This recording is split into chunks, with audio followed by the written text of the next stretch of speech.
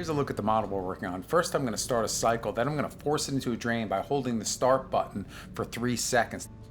Before starting the repair, make sure you turn off the water supply and turn off power to the machine. Next, remove the 2 Phillips head mounting screws underneath the counter.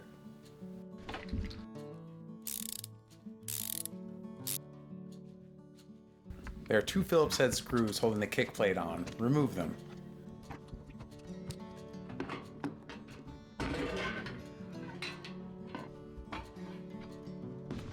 Removing the kick plate reveals the drain pump. Disconnect the wires, then with a nut driver, loosen the hose clamp and disconnect the drain hose from the drain pump. To pull the dishwasher out from under the counter, you may need to lower the support feet. Do this by turning them counterclockwise until they're low enough.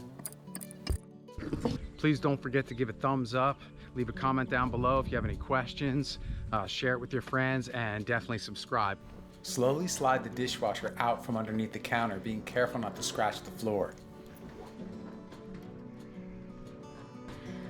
Place a towel down on the floor, then slowly turn the machine on its side so you can work on the bottom of it. Here you can see the pump from the bottom of the machine. Next, take your channel locks and grip the hose clamp and move it to the side, allowing you to separate the pump. In this hole here, there are 2 plastic clips. You need to get something in there. I used my needle nose to push it and bend the clip so you can release the pump from the machine. In this case, the pump was old and brittle, so those plastic clips were broke. Luckily, we're replacing this old pump with a new one. Align the new pump in the correct position and push it into place.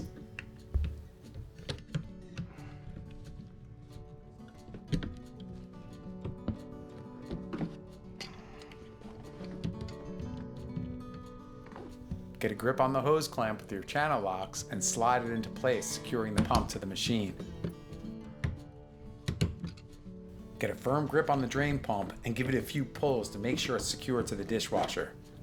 When reattaching the drain hose, make sure you slide the female end all the way down onto the male end, then slide the hose clamp down and re-tighten it with your nut driver.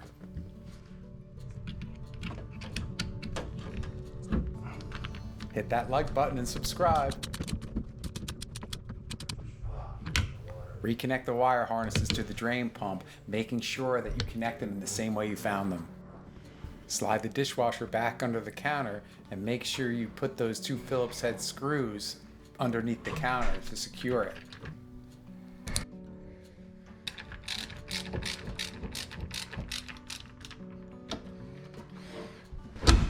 Next, turn the water back on and reconnect the power source.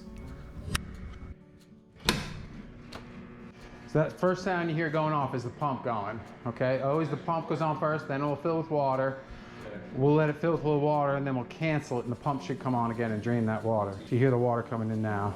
And when you cancel it, if you hold for 3 seconds the start button, it'll go into the pump as well to drain everything. That's the water coming into the machine. Okay.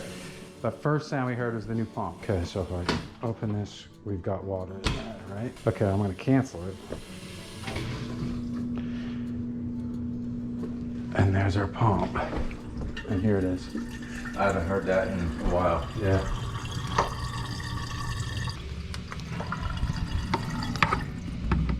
Okay, so here's that tip on your Frigidaire dishwasher not draining, or any dishwasher not draining.